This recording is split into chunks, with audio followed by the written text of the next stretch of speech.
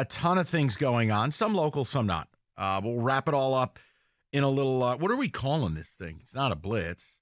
Fast break. Fast break, layup. Oh, I know. How about a Boston Celtics gutless soiree? Here's David with subpar music and hopefully a better effort than Tatum. Let's just start right there because that was going to be my first question to you, Mike. Sure. Joe Mazzulla in the press conference basically put everything on him. No. Stop right there. Now, Joe Mazzulla is a doorknob, but understand something. This is on Jaylen Brown going about 5 for 50 from the field in this series. This is on Jason Tatum being more concerned with his Miami fit than his play. Where are you, dude? Piston fans, if you're an old head, you're going to understand what I'm saying. Whether you were around for the bad boys, you were around for the going-to-work Pistons.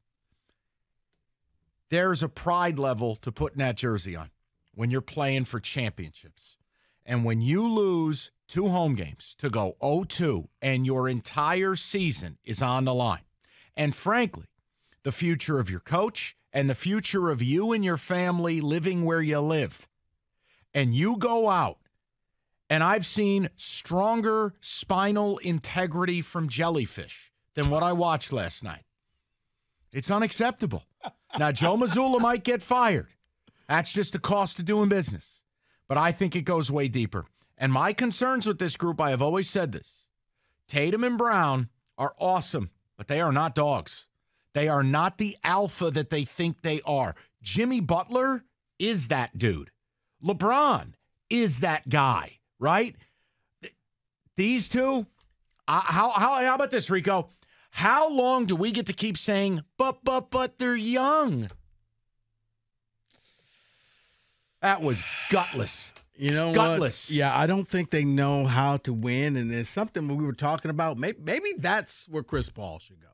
Just somebody to help calm them down and say, fellas, you're better than this. Well, or you're a better team than they are. It's look, I could go on forever, but we don't do a Boston show. But you can't sit there and blame the coach because you know what, David? I didn't hear anything a few weeks ago. No, and it was again, all, this guy's great. Nobody was talking about Mazzulla when they won 57 games. Now, again, is he getting out-coached by Spoelstra? Cool. Everybody does. This is about players not making shots, players not playing D. What, Joe Mazzulla is supposed to go out there and grab a guy by the ass and tell him, hey, your switch is actually over here. Stop. This isn't Little League basketball. Yeah, I mean, come on, man. This isn't the church league. You're not guarding cones. just move on, because I know no one cares. You are exactly right about that. Let's talk about James Harden, though. Brian Windhorst of ESPN he came out with this tweet. There's an appetite around the NBA for Harden landing a 4-year contract worth more than $200 million. Let me help you with that is. Appetite. That's someone from Harden's camp leaking that to Windy and Windy going with it. Because if anyone signs James Harden at this stage of his career to 4 years and $200 million, he should star in a reprisal of One Flew Over the Cuckoo's Nest. I'm sorry, he'll get paid by someone but 4 at 200 for that choke artist? Like hell. That sounds like an agent leaking something. I mean, first of all, James Harden isn't going to want to be in any city for the next 4 years. So that's just asking. You're asking for problems for him. 2 years or less. 1 if you can. Let's see what happens. Because here's what's going to happen. He's going to go to Houston and remember, oh, yeah, this is why I hated Houston so badly. In the club 5 minutes after a horrific Game 7, making it rain. Right. Come on, man. He'll go out and grab that Smedium jersey again and try to get out. The powder blue warm-up. Who could forget that night? Next.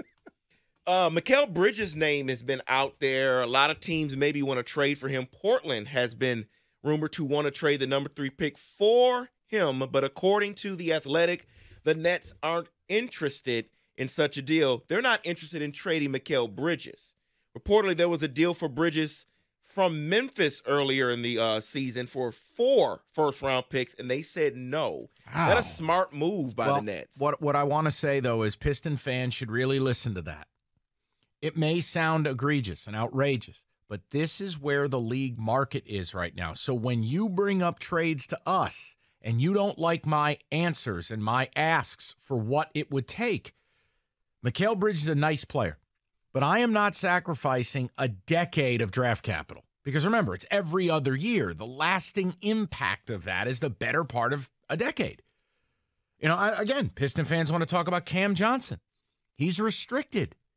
So you're going to have to do what? You're going to have to sign him to an egregious contract to hope the Nets don't match.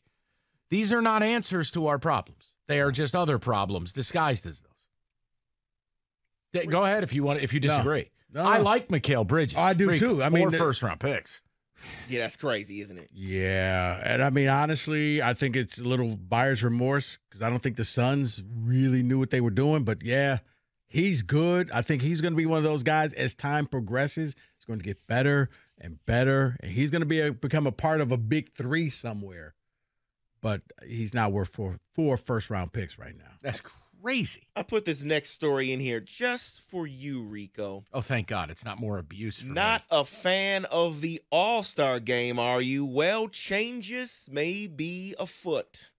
According to Shams and The Athletic, they may be going back to the Eastern Conference versus Western Conference format, and the league and the Players Association have reportedly agreed to talks regarding increasing the level of competitiveness in the game. Anything is better than what they have now, where each quarter and each shot seems to be sponsored by this, and it's NBA, rock and jock or whatever it was, where you had the 10-point spot if you shot the ball from there. I don't think anybody cares. I think the All-Star game has just gone by the wayside. You can make it East versus West, North versus South. David, I don't think people care anymore. Just get rid of it. It's a bygone concept from a bygone era. Just get rid of it.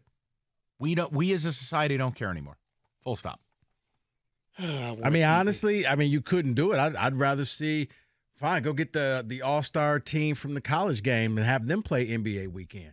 I would rather watch that because at least you're looking at future draft picks. Yeah, those players are in the draft this year, and they suck as well. What about a G League showcase? Don't care. All right. Leave we that had for that in Sioux the dunk City. contest with Mac McClung or whatever his name was. It's right. Mac McClung, and you will put some respect on his name. Yeah, I don't see him playing in the playoffs. I didn't see him. Sorry. Nobody saw him at Georgetown either.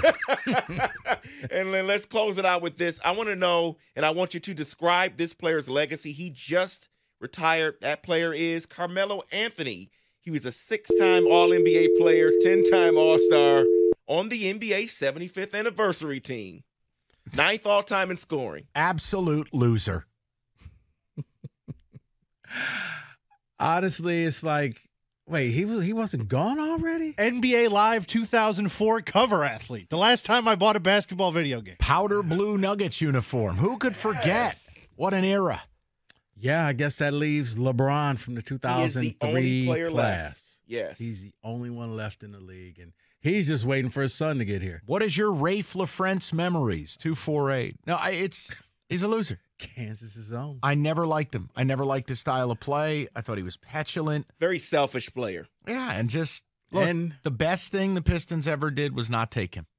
If they had taken him, it would have affected the culture of this team, and I don't know if they get over the finish line, and I don't know if they can get Sheed.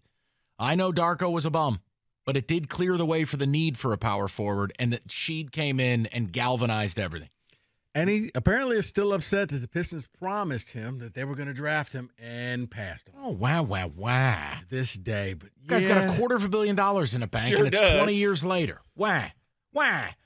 Then he got to play in his dream in New York and did exactly what he wanted to do. Wow. Like, what are we doing? Because he never became that person he thought he was going to be. That's his fault. Thank you. He's modern-day Dominique. Better hair. Well, you saw LeBron and Wade leading teams doing stuff, and Okay. nothing. Oh, and then I always loved the narrative that popped up. Oh, look at what a professional he's being now in Portland. Yeah. Coming off the bench. Standing in the corner, waiting for the basketball. Oh, Dame, thank you for the ball. I mean, my God. Dang, right here. All right. Dang. Come on. That is your NBA. Fastbreak. Open.